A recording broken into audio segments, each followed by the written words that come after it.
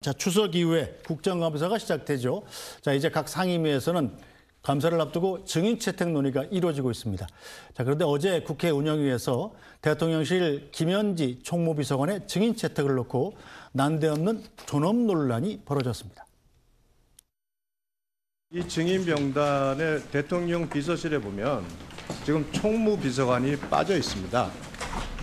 근데 총무비서관은 14대 이후에 단 한 번도 증인에서 제외된 적이 없습니다. 총무비서관이 인사와 예산을 다 총괄하는 핵심 자리이기 때문에 항상 참여를 했습니다. 우리 김현지 비서관은 존엄입니까? 절대 불러서는 안 되는 존엄한 존재입니까? 김현지 비서관보다 더 많은 권한을 갖고 대통령실을 운영에 관여하는 게 비서실장 아닙니까? 그러니까 비서실장한테 따져 물어도 충분히 국정감사 지장 없다 이렇게 생각하는데 정쟁으로 삼으려고 하는 국민의힘 의도에 우리는 동조할 수가 없다. 허니문 고상하고 지금 대선 불복 주장하잖아요. 최고위원회에서 최고위원 김민수 최고위원 뭐라고 합니까? 국민의힘이 솔직히 말씀드리면 공당이 아니에요. 공당이 하는 거 보면. 무슨 말을 그렇게 해요? 공당 아니죠? 공당입니까? 그러면 그게? 아니 그 예? 공당이에요? 김현지를 불러내라는데. 자, 잠시만요. 잠시만요. 네. 주제에 집중해 주시기 바랍니다. 위원님들께서 이렇게 막으면 막으실수록 또 조건을 주렁주렁 달면 다실수록 아 진짜 김현지 비서관이 실세구나. 만사 현통이라더니 정말 만사 현통이구나는 걸 입증하는 것밖에 안 됩니다. 인사 그리고 앞으로 총선 지선까지 이분 휘하에서 벌어질 일이라서 무엇이 두렵습니까? 무서워서 안 부르겠습니까? 두려워서 안 불러요? 그런 게 어디 있습니까? 다 부를 수 있지. 국민의힘에서 그토록 요구하니 우리도 못 들어준다는 거예요. 우리 요구를 들어주라. 정부 조직부에 협조하세요. 그러면 불러낼 테니까. 네, 자, 김현지 총무비서관 정치권에서는 아주 유명 인사입니다만 일부 시청자분들은 아니 대체 대통령실 총무비서관이 왜 이렇게 유명하지? 이렇게 궁금해하실 분도 있을 것 같은데요. 최선원 논술위원, 네. 김현지 대통령실 총무비서관 어떤 분이길래 이렇게 논란이 됩니까? 저도 잘 모르고요. 네. 저도 그냥 그 취재를 통해서 확인한 바 정도만 말씀드릴 수 있는데 네. 일단은 이제 이재명 대통령이 성남에서 시민운동을 할 때 1998년에 만든 시민단체 때부터 같이 활동을 시작했습니다. 그래서 네. 성남 시민모임 사무국장, 집행위원장 뭐 이런 형태로 활동을 98년부터 시작했으니까 거의 뭐 30년 가까운 인연이고요. 저 이력서 쭉 보시면은 하여튼 거의 성남, 경기도 그리고 지금 국회의원 이렇게 해서 이제 대통령실까지 같이 움직인 그야말로 30년 그림자 참모라고 하는데 학교라든지 가족이라든지 이런 대외 활동이 안 알려져서 이제 그림자 참모다라고 이제 불리거든요. 네. 근데 이제 이재명 대통령이 과거에 이제 내가 측근이라고 할 만한 사람은 결국 정진상하고 김용 정도는 돼야 내가 측근이라고 말할 수 있다라고 한 적이 있잖아요. 네. 근데 그 지금 정진상, 김용 두 사람은 다 사법 리스크 때문에 활동을 못 하지 않습니까? 대외적인 활동에 제한적이잖아요. 네. 그러다 보니 이제 김현지 비서관한테 뭔가 힘이 실리고 있다. 그래서 사실 이제 흔히 말하는 여의도 바닥에서는 만사현통이다. 그러니까 네. 모든 일이 다 김현지 비서관을 통한다라는 형태의 얘기가 우스갯소리처럼 꽤 오래전부터 지금 여의도 바닥에서 나오고 있습니다. 근데 어제 저렇게 운영위에서 뭐 민주당 입장은 이해가 됩니다. 아마 김현지 비서관이 나오면 거의 모든 질문이 블랙홀처럼 빨아들이면서 네.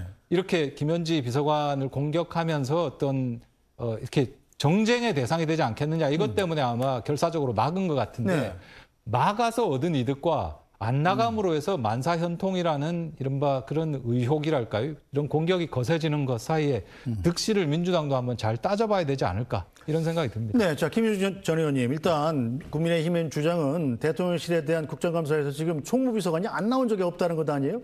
아니, 대통령 비서실장도 나오는데 왜 총무비서관은 왜 이렇게 못 나오게 하느냐? 당의 입장은 일단 비서실장도 나오고 정무수석 포함해서 또 그동안 잘 나오지 않던 민정수석이 잘 안 나오는 경우는 저희가 좀 양해를 한 바가 있었거든요, 과거에도. 그런데 민정수석까지 이번에는 나온다는 거예요. 그런데 총무비서관이 안 나오는 거에 대해서는 야당으로서는 문제 제기할 만한 사안이라고 저는 생각을 합니다. 저도 운영위원을 해본 사람으로서 왜냐하면 총무비서관은 그냥 기관 증인으로 너무나 그냥 당연하게 나오는 그런 그 증인이었거든요. 그래서 왜 이렇게까지 할까? 오히려 이렇게 하는 것이 저는 이게 대통령의 뜻일까? 이런 생각도 들고요. 이렇게 오히려 부담이 더 커지는 게 아닐까라는 생각이 저 개인적으로는 들어서 그냥 순리대로 나와서 질문 들어오면 답변하고 이렇게까지 하는 게 오히려 저는 정권에 부담이 되지 않을까라는 생각도 들어요. 그래서 이렇게 이목이 오히려 더 집중되는 상황을 만든 게 아닌가 그런 좀 우려가 있습니다. 네, 저 한동훈 전 대표 SNS에 여기에 대해서 글을 올렸습니다. 자, 민주당은 대법원장, 대법관들은 막 부르면서 총무비서관은 못 부르게 막습니다. 정청래 대표님, 정청래식으로 김현지 씨는 뭐 되나요? 자, 정청래 대표가 대법원장한테 대법원장이 뭐라도 됩니까? 뭐 이렇게 올렸던 거에 대한 대꾸인 것 같은데, 자, 어떻게 보십니까? 김종혁 최고께서는. 저는 사실 김현지 그 비서관이 누군지 잘 몰랐어요. 그냥 소문만 들었고, 네. 그 기자들도 다 마찬가지잖아요. 네. 우리 최선호 논설위원처럼 발군의 기자들도 잘 모르고 있으니까. 솔직히 본 사람은 별로 없어요. 네, 말만 그러니까요. 들렸죠. 근데 예. 이번에 확실히 알게 됐어요. 네. 저 사람이 실세구나. 근데 왜 실세일까? 권력과 제일 가까운 거리에, 지금 거리에서 제일 가까우니까 실세일 텐데, 지금 아까 경력을 쭉 봤지만 30년 동안 정치인 이재명의 그림자 참모였다. 네. 그러니까 지금, 용산 대통령실에 들어가서도 막강한 영향력을 행사하고 있는 그런 사람이다. 네. 알겠어요. 근데 저분 어차피 국민 세금으로 지금 월급 받고 계시고, 대통령도 마찬가지잖아요. 국민들이 저 사람에 대해서 알아야 될 권리가 있지 않습니까? 저분이 어떤 사람인지 국민들 몰라야 됩니까? 저분이 어떻게 살아왔고 어떤 경력으로 어떻게 해서 저 자리에 가게 됐는지 국민들은 알아야 될 권리가 있습니다. 저는 정말 그 이해할 수 없는 게 민주당은 항상 그렇게 얘기해왔잖아요. 네. 당신 말고 말이야 당신 윗사람 불러. 네. 이렇게 얘기해왔잖아요 항상. 네. 야, 너 상대 안 해. 위 데려와. 심지어는 여당 대표에 대해서도 당신 말고 말이야 대통령하고 직접 상대할 거야. 이렇게 얘기해왔어요. 그런데 그 비서실에서 비서실장이 나올 테니까 비서는 빼줘. 완전히 역전된 거 아닙니까? 이게 어떻게 가능합니까? 비서가 나올 테니 비서실장은 빼줘가 아니라 비서실장 나올 테니 비서는 빼줘.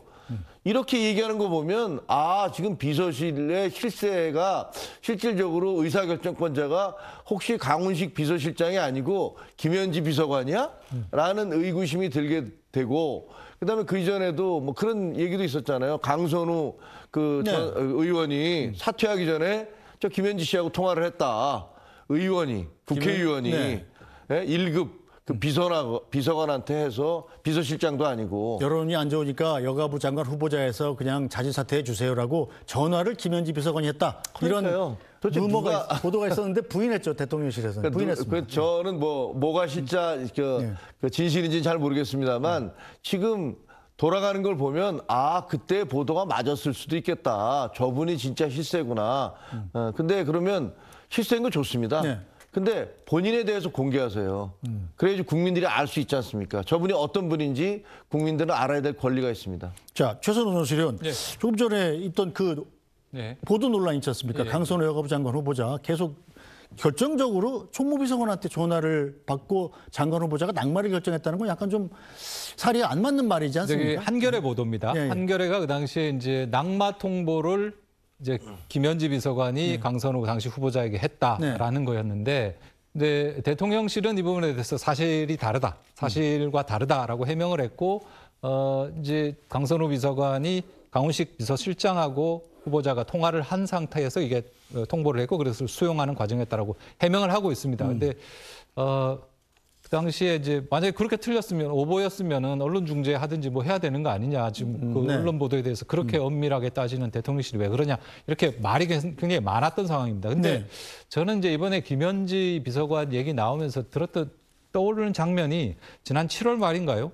고위공직자 워크샵 특강을 이재명 대통령이 할 때 네. 그때 이재명 대통령이 스스로 김현지 비서관을 먼저 말한 적이 있어요. 그때 이게 뭐냐면 그때 왜 민생 쿠폰을 광중과 의해서 왜 색깔이 구별되게 만들어서 한번 논란이 났지 않습니까? 그렇죠. 그 얘기 연장선에서 옛날에 이제 이 결시가동 카드 같은 걸 만들어서 급식 네. 카드를 그 사업을 하는데 이것도 마찬가지로 표가 나게 만들어져 있는데 이걸 김현지 비서관이 이건 이렇게 하면 안 됩니다라고 지적을 해서 그게 맞다라는 생각에 이걸 고친 적이 있다. 그 당시에 이제 이재명 대통령이 이 말을 했던 취지는 이른바 수용자, 소비자 중심의 행정, 공무원이라면 이런 생각을 가져야 됩니다라고 강조하기 위해서 이제 사례를 든 겁니다. 네. 들었는데 공교롭게 이때가 이제 조금 전에 말씀하셨던 강선우 후보자에 대해서 낙마 통화를 김현지 비서관이 했다. 정말 막강하다, 만사 현통이다 이런 이야기들이 이제 정권의 비판적인 언론, 신문들 중심으로 나오기 시작하던 그 타이밍에 이제 이 얘기를 한 거예요.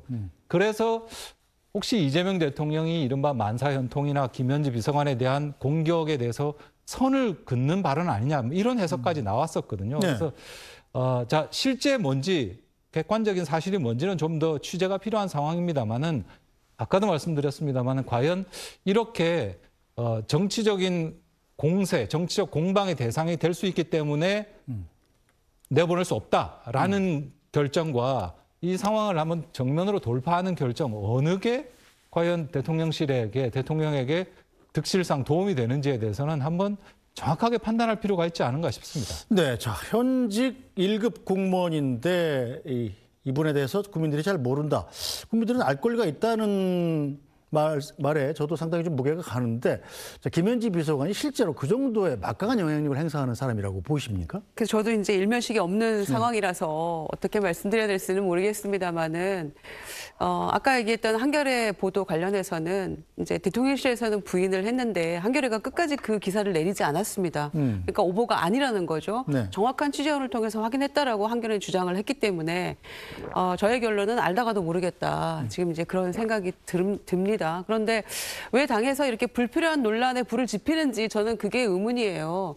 그냥 자연스럽게 아까 말씀드린 것처럼 순리대로 그냥 나오면 됩니다. 그리고 질문이 있으면 질문은 받고 답하고 이렇게 하면 되는 것인데 지금 대통령 비서실 내에 다른 비서관들은 전부 다 그 증인으로 나갑니다. 국회 운영이 국감할 때. 네. 그런데 왜 유독 총무비서관만 안 나가는 거에 대해서 국민들은 오히려 역으로 의아하게 생각할 수 있는 여지를 남기는 거라서 이제 이렇게 되면 더 궁금해하고 네. 더 관심이 쏠려서 이를테면 연말인가요? 그 고위공직자 재산 신고 공개되고 할 때 네.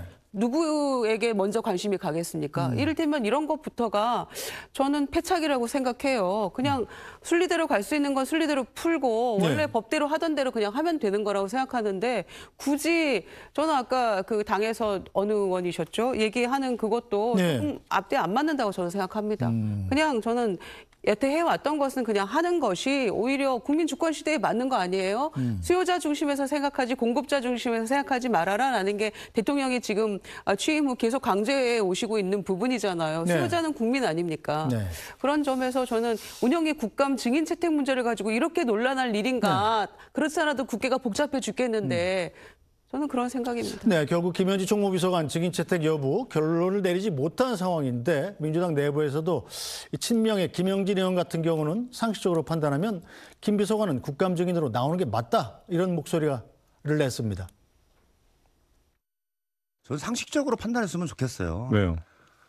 아니 30년 동안 저도 문재인 여당 정부의 원내 수석으로서 국정감사의 증인 채택 때 총무비서관이 논란이 됐던 적은 단 한 번도 없습니다. 그냥 당연직으로 그 국회 국정감사의 대상이거든요. 네. 한마디로 정부 부처나 대통령실 뭐 이런 위원회의 1급 이상 국실장급들은 증인의 대상이에요. 네. 그냥 채택하면 되는 겁니다. 네. 국정감사 증인으로 채택해서 나오는 것이 국민에 대한 도리이고 국민 주권 정부가 지켜야 될 원칙이다 그렇게 보고 있습니다. 자, 김정혁 최고. 일단 김유정 의원도 지적하셨습니다만 자꾸 이러다가 오히려 더 의혹만 더 커지겠다 이런 생각도 드는군요. 긁어부스럼이죠, 네. 뭐.